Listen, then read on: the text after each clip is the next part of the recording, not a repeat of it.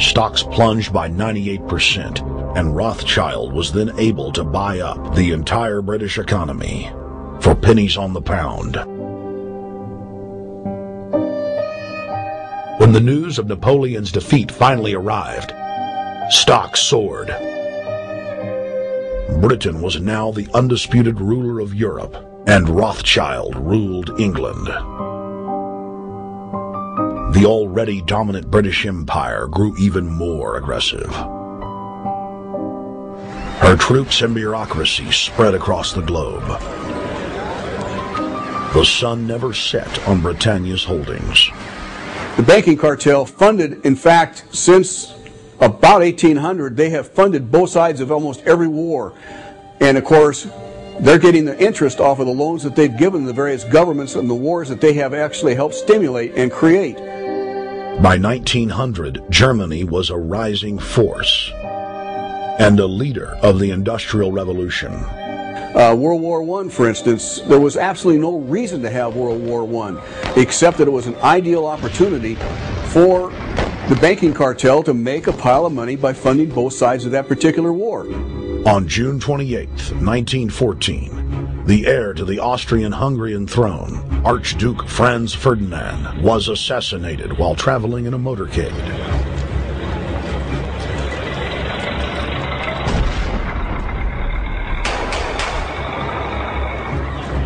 The Black Hand, a Serbian secret society with connections to French and British intelligence, took credit. World War I had begun.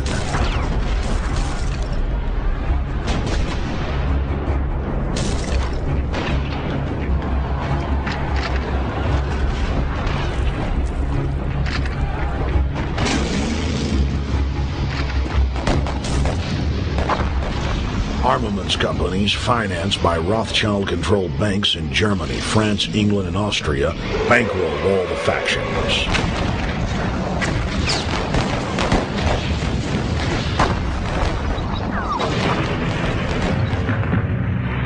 At least 20 million were killed in the war. It was a conflict so terrible the people vowed to never fight again. They dubbed it the War to End All Wars. Question is, why did they want war? Well, first of all, is money and power. But secondly, they wanted to create the League of Nations. They had this in their plans all along, and as a consequence, once the war was over or about to be over, they began to formulate this idea of a League of Nations, so this would never ever happen again. Hundreds of years of practice made the British experts at hiding their empire behind puppet governments and councils.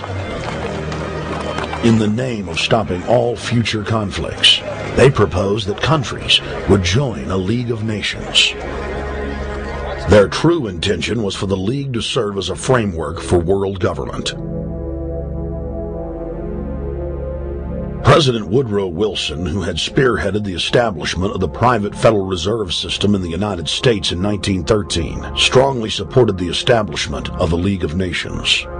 Woodrow Wilson was a very naive president. He was basically a college professor that was grafted into this whole system. The League convened in Paris in 1919, but many nations recognized it as a threat to their sovereignty and refused to join. Frustrated by the U.S. Congress blocking the League of Nations, British intelligence, with the help of the Rockefeller family, set up the Council on Foreign Relations in New York City in 1921. The council recruited the best and brightest of American life to support the growth of the Anglo-American Empire. The CFR's stated mission is to abolish all nation-states in favor of an all-powerful world government administered by a tiny elite. By 1930, the promoters of world government had split into two interlocking camps: the Fabian Socialists centered in London, and the Fascists based in Italy and Germany. National Socialism will use its own revolution for establishing a new world order. Adolf Hitler. Supporters of the fascists in the United States and England believed that the military should be used to quickly transform the world into a new world order. while the more sophisticated practitioners of globalism stated that incrementalism was the sure path to world domination. Congressional Medal of Honor winner Major General Smedley Butler went public in 1934, exposing an attempt by the robber barons to launch a military overthrow of the United States. The war hero testified to the McCormick-Dickstein Committee in Congress that some of the most powerful men in America had tried to recruit him to lead a military coup so they could set up National Socialism in the United States.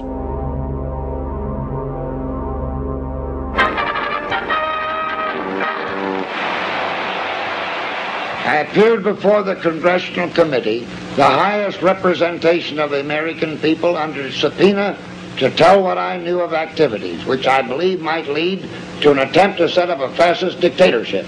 I was supposed to lead an organization of 500,000 men, which would be able to take over the functions of government.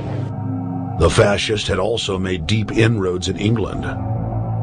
Edward VIII, King of England, was forced to abdicate the throne because of his public support for Hitler. Was es sich dabei nicht nur das negative Problem der Bekämpfung dieser Lehre und ihrer Organisation handelt, sondern die Durchführung der positiven Aufgabe der Gewinnung des deutschen Arbeiters für den nationalen Staat.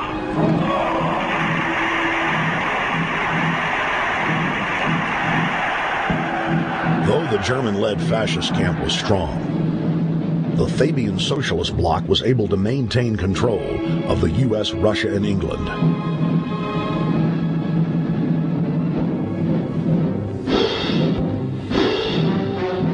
In the build-up to World War II, and during the conflict, the bankers again financed both sides, just as they had done with Napoleon.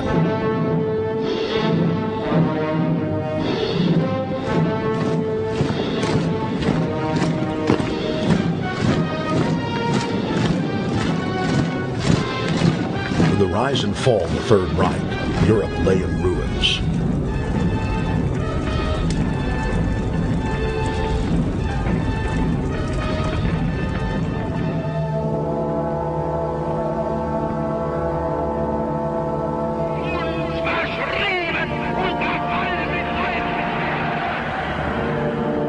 Once again, the elite claimed that only global governance could save humanity from certain destruction.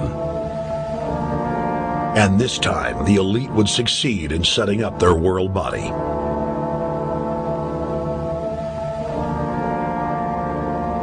In April of 1945, at the Presidio Naval Base in San Francisco, the United Nations was founded by the victors of World War II.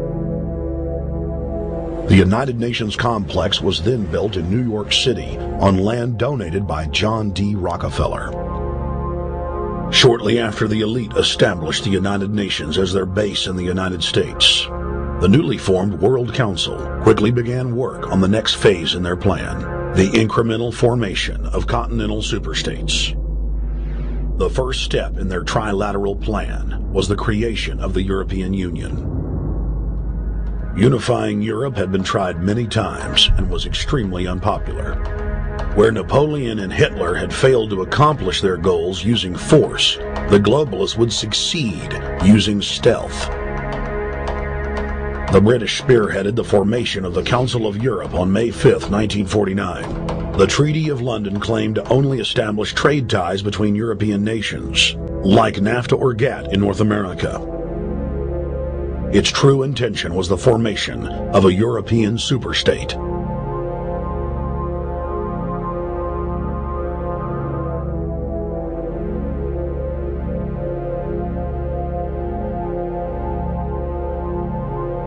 In 1954, the elite of the planet met in secret at the Bilderberg Hotel in Oosterbeek, Holland.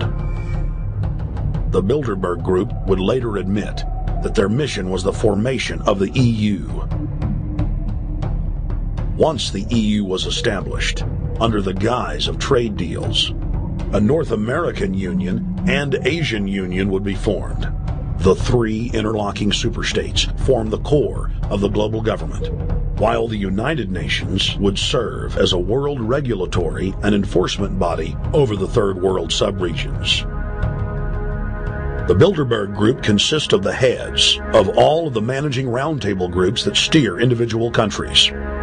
Picture the elite power structure of the world as a giant pyramid, with only the elite of the elite at the tip-top of the capstone.